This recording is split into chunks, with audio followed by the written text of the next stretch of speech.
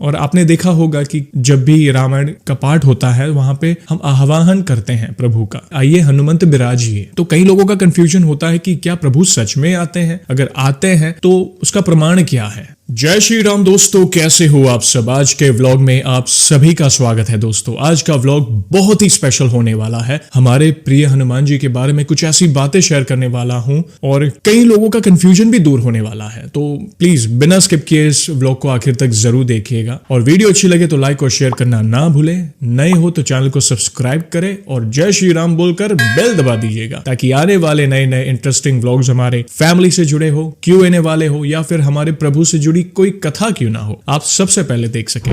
दोस्तों जैसे हम सभी को पता है कि हमारे हनुमान जी को सबसे प्रिय कौन है, उनके प्रिय है प्रभु श्री राम। उनके रोम रोम में श्री राम बसते हैं और हमने सुना है, गुरुओं की वाणी के माध्यम से पढ़ा भी है कि जहां कहीं भी राम कथा होती है, राम चरित्र का गुणगान होता है, राम नाम लिया जाता है, वहां पे हनुमान जी की उपस्थिति होती ही है। लेकिन पता है कई लोगों को एक कंफ्यूजन होता है, ऐसा नहीं कि वे इसे झूठ मानते हैं मगर कंफ्यूजन कि ये कैसे हो सकता है। और आपने देखा होगा कि जब भी रामायण का पाठ होता है वहां पे हम आह्वान करते हैं प्रभु का, आइए हनुमंत बिराजिए। तो कई लोगों का कंफ्यूजन होता है कि क्या प्रभु सच में आते हैं, अगर आते हैं तो उसका प्रमाण क्या है। तो मैंने सोचा क्यों ना कुछ इंपॉर्टेंट चीजें आपसे शेयर करूं। एक कथा है, मैं वो शेयर करना चाहता हूं जिससे आपके सारे सवालों के जवाब आपको मिल जाएंगे। तो प्लीज ध्यान से आखिर तक इस व्लॉग को जरूर देखिएगा। तो शुरू करते हैं। बोलिए सियावर रामचंद्र की जय, पवन सुत हनुमान की जय।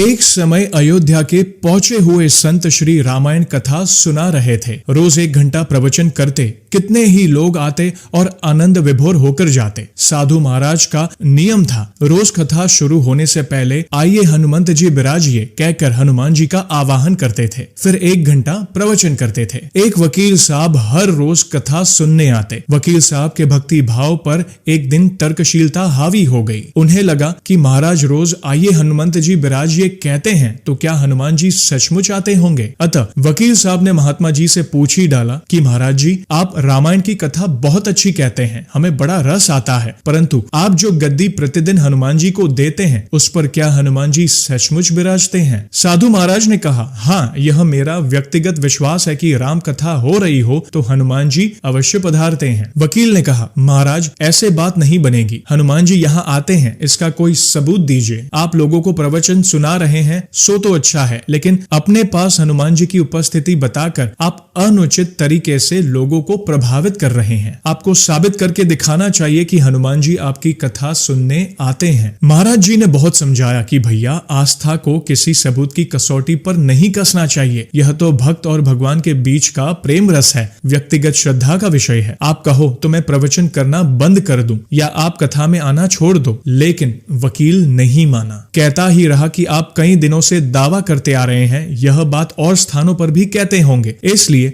महाराज आपको तो साबित करना होगा कि हनुमान जी कथा सुनने आते हैं। इस तरह दोनों के बीच वाद विवाद होता रहा। मौखिक संघर्ष बढ़ता चला गया। हार कर साधु महाराज ने कहा, हनुमान जी है या नहीं उसका सबूत कल दिलाऊंगा। कल कथा शुरू हो तब प्रयोग करूंगा। जिस गद्दी पर मैं हनुमान जी को विराजित होने को कहता हूँ, आप उस गद्दी को आज अपने घर ले जाना। कल अपने साथ उस गद्दी को वापस लेकर आना और फिर मैं कल गद्दी यहाँ रखूंगा। मैं कथा से पहले हनुमान जी को बुलाऊंगा, फिर आप गद्दी ऊंची उठाना। यदि आपने गद्दी ऊंची उठा दी तो समझना कि हनुमान जी नहीं है। वकील इस कसौटी के लिए तैयार हो गया। महाराज ने कहा, हम दोनों में से जो भी पराजित होगा वह क्या करेगा इसका निर्णय भी कर ले। यह तो सत्य की परीक्षा है। वकील ने कहा, मैं गद्दी ऊंची ना कर सका तो वकालत छोड़कर आपसे दीक्षा ले लूंगा। आप पराजित हो गए तो क्या करोगे। साधु ने कहा, मैं कथा वाचन छोड़कर आपके ऑफिस का चपरासी बन जाऊंगा। अगले दिन कथा पंडाल में भारी भीड़ हुई। जो लोग रोजाना कथा सुनने नहीं आते थे वे भी भक्ति, प्रेम और विश्वास की परीक्षा देखने आए। काफी भीड़ हो गई, पंडाल भर गया। श्रद्धा और विश्वास का प्रश्न जो था। साधु महाराज और वकील साहब कथा पंडाल में पधारे।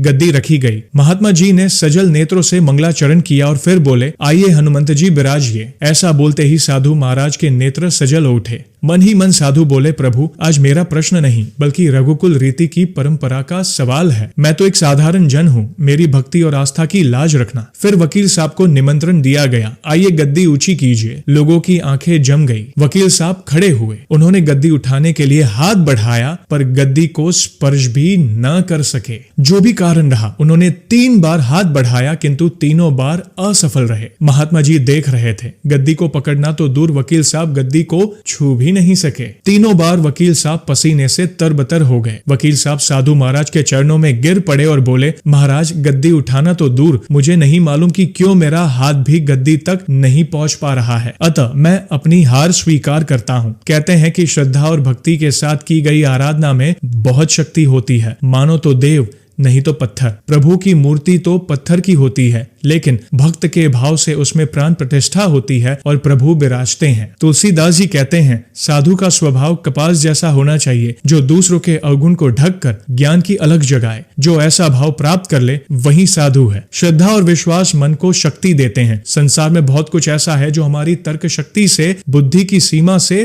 परे है। जय श्री राम। अद्भुत प्रसंग जिससे कई लोगों के सवालों के जवाब मिले होंगे, कई लोगों का कंफ्यूजन दूर हुआ। ऐसा ही एक एग्जाम्पल एक भक्त ने कहा था। उन्होंने, अब हमारी जो मेन चैनल है सीक्रेट मिस्ट्रीज, अहमदाबाद के जो भक्त हैं, उन्होंने अपने अनुभव में बताया था कि ऐसा ही कुछ हुआ था अहमदाबाद में के बापू नगर में, जहाँ पे मोरारी बापू जी की राम कथा चल रही थी और कथा शुरू होने से पहले उन्होंने हनुमान जी का आह्वान किया कि आइए हनुमान जी विराजिए। तब सडनली जोर से पवन आया, मतलब कुछ नहीं था और सडनली जोर से हवाई पवन आया और जो भक्त जन कथा सुनने आए थे वे शौक हो गए कि आखिर हो क्या रहा है। तो मुरारी बापू जी ने कहा, शांत हो जाइए, हनुमान जी आए हैं कथा सुनने। तो ऐसे कई कई ऐसे एग्जाम्पल है, हम सोच नहीं सकते। हम सभी को पता है कि हनुमान जी को प्रभु श्री राम प्रिय है, तो आप घर पर भी ये अनुभव कर सकते हैं। एक अलग ही वाइब्स आएगी। देखना आप जब कभी भी आप राम नाम लेते हो या रामचरित्र का गुणगान करते हो, रामायण पढ़ते हो, राम स्तुति पढ़ते हो, जो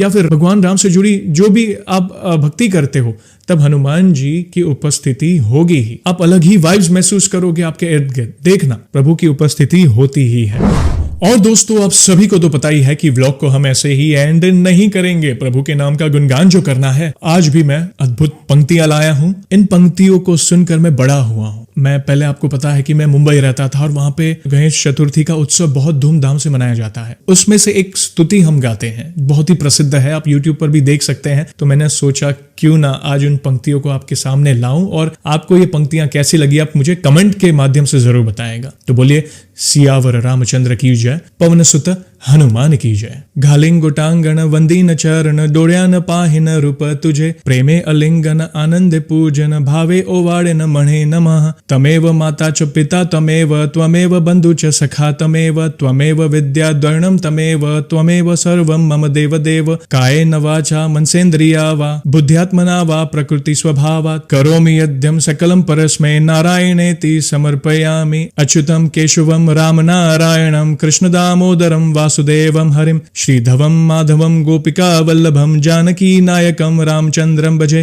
हरे राम राम राम हरे हरे, हरे कृष्ण कृष्ण कृष्ण हरे हरे, हरे राम राम राम हरे हरे, हरे कृष्ण कृष्ण कृष्ण हरे हरे। मोरिया रे बप्पा मोरिया रे, मोरिया रे बप्पा मोरिया रे, मोरिया रे बप्पा मोरिया रे, मोरिया रे बप्पा मोरिया रे।